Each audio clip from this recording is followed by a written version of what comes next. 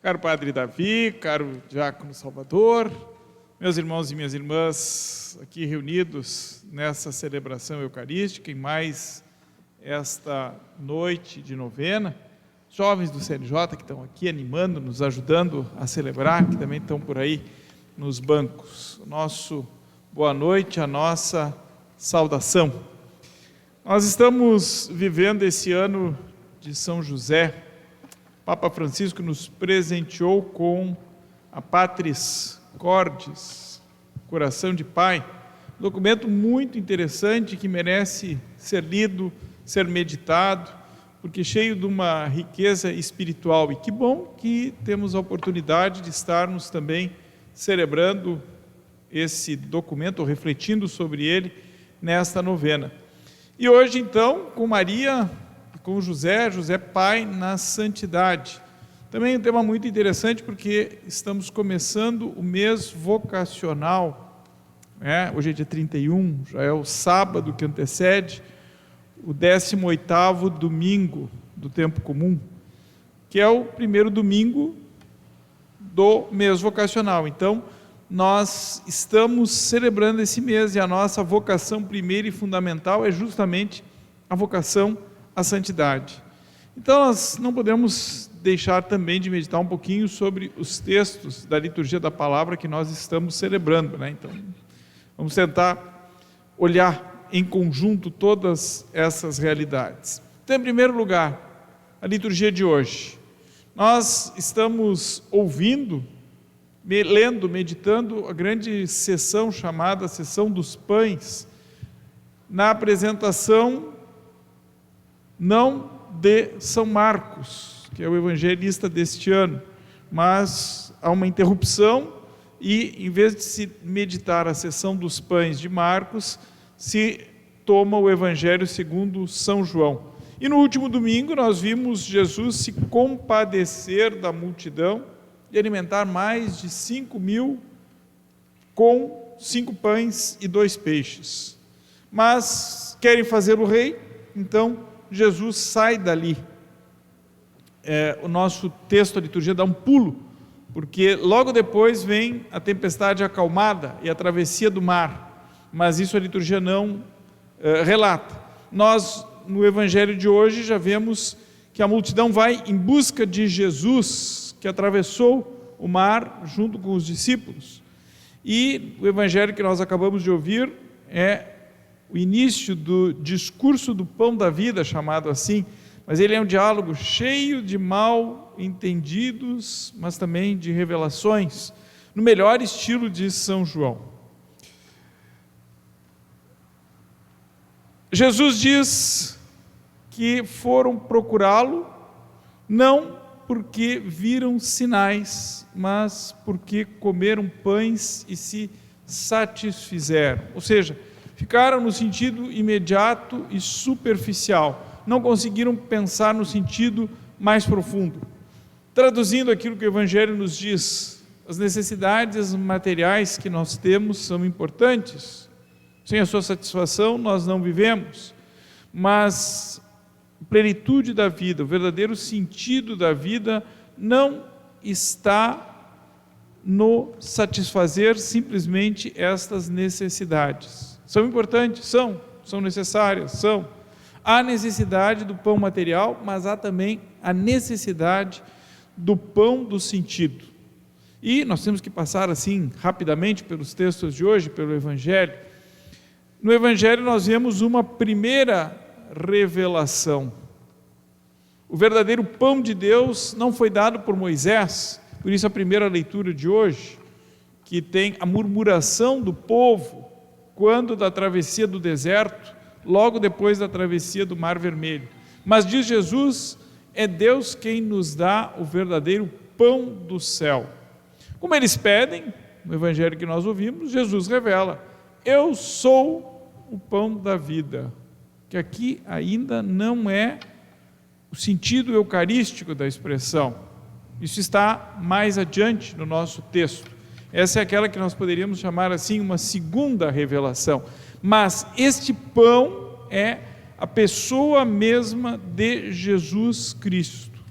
E é preciso fazer a passagem nos dois passos, quer dizer, da primeira revelação, a pessoa de Jesus que se revela como o pão da vida, para depois, o texto vai seguir mais adiante, nos outros domingos nós vamos ver isso, Jesus que revela o sentido eucarístico dessa expressão.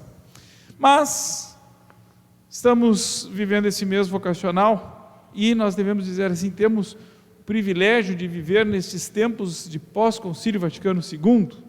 E o concílio, que aconteceu de 62 a 65, ele resgatou algo que faz parte do nosso patrimônio cristão, mas que nós estávamos meio esquecidos. Vocação, que é chamado de Deus, não é destinado a alguns ou alguns grupos privilegiados dentro da igreja. Quem sabe, num certo passado, se fazia essa apresentação, ou andava assim na compreensão de muitos, não é? Que vocação era para religiosos e para sacerdotes. O concílio nos lembrou, não, todos somos chamados, todos somos vocacionados. E a vocação fundamental é a vocação à santidade. E está baseada justamente no ser cristão, no batismo e na nossa iniciação cristã. E o Espírito Santo, com os padres do concílio, escreveram um capítulo muito importante na Constituição sobre a Igreja, chamada Lumen Gentium, Luz das Nações, que é justamente a vocação universal à santidade de todo o povo de Deus. É esta vocação que se fundamenta na vida cristã e no nosso batismo. As vocações particulares, específicas, o que são?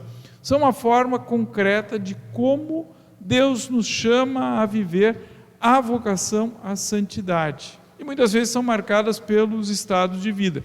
Então, no mês vocacional, nós vamos rezar por elas. Hoje, então, a vocação ao ministério ordenado, dos bispos, dos presbíteros, dos padres e dos diáconos, mas depois o mês vocacional vai avançando, não é? Nas outras formas da vocação específica. Lembrando sempre, qualquer vocação específica sempre é a forma concreta de viver a vocação fundamental.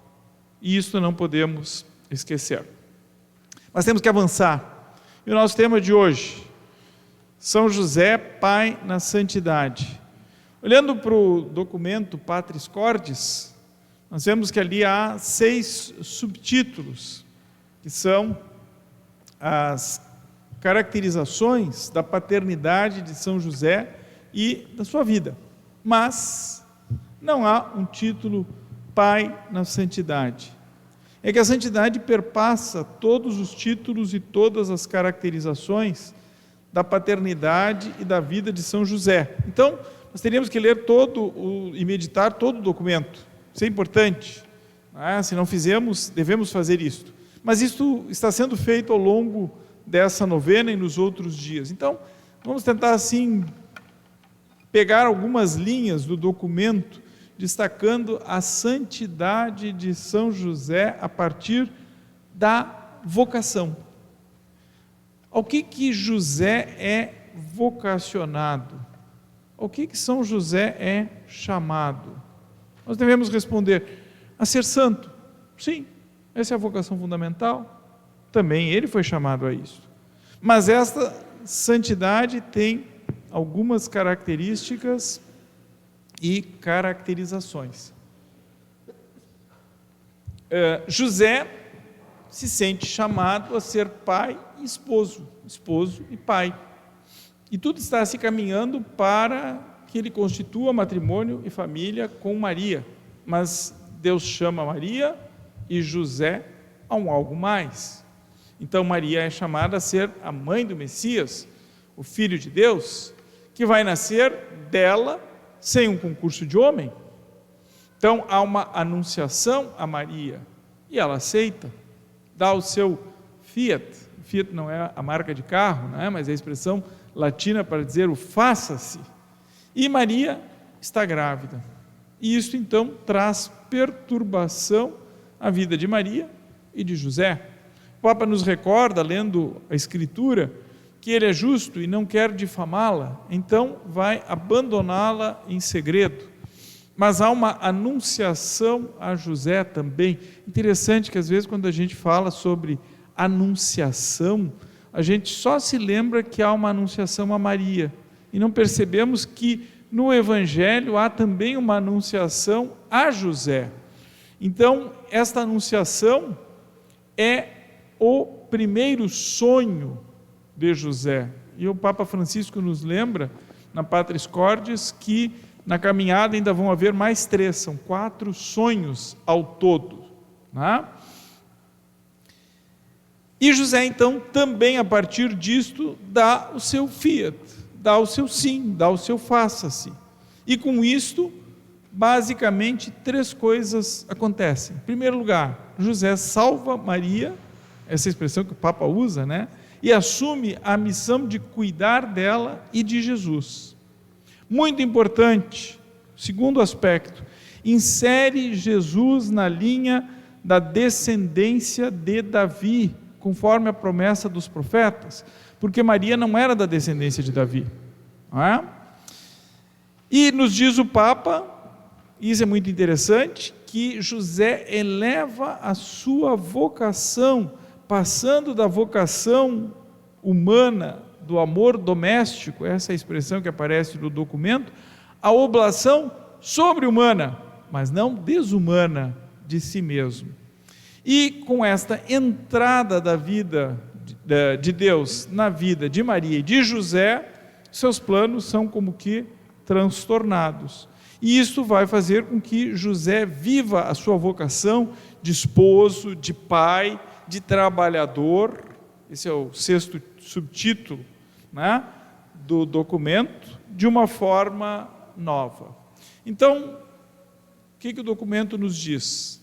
A paternidade santa de José vai ser vivida sob o signo da ternura. Uma santidade vivida sob o signo da ternura. O Papa nos diz que José será o sinal humano da ternura de Deus Pai para Jesus. E é a oportunidade para afirmar que devemos ter um olhar de ternura para a nossa história. Só assim, com ternura e com misericórdia, a misericórdia do Pai Celeste, podemos nos reconciliar com a nossa história. Um segundo aspecto, José vai viver a sua paternidade em uma santidade obediente. A entrada de Deus na vida de José e de Maria foi causa de algumas angústias. A obediência na angústia destas situações, leva José à confiança. E é nesta obediência e confiança que José é instrumento de salvação para Maria e Jesus. Sabemos da importância de José no Evangelho da infância, como ele é instrumento para salvar de todas as contrariedades, de todas as perseguições, a Sagrada Família. E o Papa mostra isso porque nos 4 sonhos reveladores a José, ele sempre parte e executa na disponibilidade e obediência àquilo que lhe é revelado e indicado. E porque José e Maria foram obedientes, a sua obediência vivida e testemunhada educou Jesus na obediência aos pais e a Deus. É o componente humano do crescimento de Jesus, na sua obediência à vontade de Deus. É interessante a gente parar para refletir um pouquinho também sobre a obediência. Uma vez eu dizia assim, a obediência na igreja é importante. Quem é que mais tem que obedecer na igreja? O pessoal ficava meio assim, e eu dizia, aquele que mais tem que obedecer na igreja é o Papa. Mas ele tem a maior autoridade? Sim, ele tem a maior autoridade, e por isso mesmo é aquele que mais tem que ser obediente. Às vezes a gente não consegue compreender isto. Autoridade sem obediência se torna autoritarismo ou ditadura. Então, José, chefe da Sagrada Família, obediente, e deu seu testemunho de obediência. E essa obediência testemunhada, vivida por José, por Maria, são o componente humano do crescimento de Jesus na sua obediência à vontade de Deus. Assim, José viveu a sua santidade na paternidade, nesta obediência. A santidade de José, terceiro ponto que nós poderíamos destacar, ela é vivida em uma obediência que tem o traço da coragem criativa. Então, não só obediente, mas uma obediência que tem coragem, é uma coragem criativa. José não é apenas obediente, de uma obediência assim passiva. José não é fatalista, mas ele se mostra protagonista forte. E este protagonismo o leva a acolher criativamente o projeto de Deus, acolher Maria, acolher Jesus. E ele os acolhe sem colocar condições. Acolhe o projeto de Deus, acolhe o que Deus lhe reserva, sem colocar condições. E o Papa nos lembra muito propriamente que esta é a segunda etapa da cura interior. O Papa aí faz uma grande reflexão. Ele diz assim: para que haja a verdadeira cura interior, a nossa cura interior, é preciso que nós percorramos as etapas. Então, olhar com ternura para a própria história, acolhendo-a. Segundo, uma coragem criativa que nos faz lançarmos-nos na obediência, mas é uma obediência criativa. Então, meus irmãos, para eu não me alongar muito, eu tenho que me cuidar porque eu falo demais. Na história que foi construindo, na acolhida e na obediência ao projeto de Deus, José viveu a sua vocação, viveu a santidade.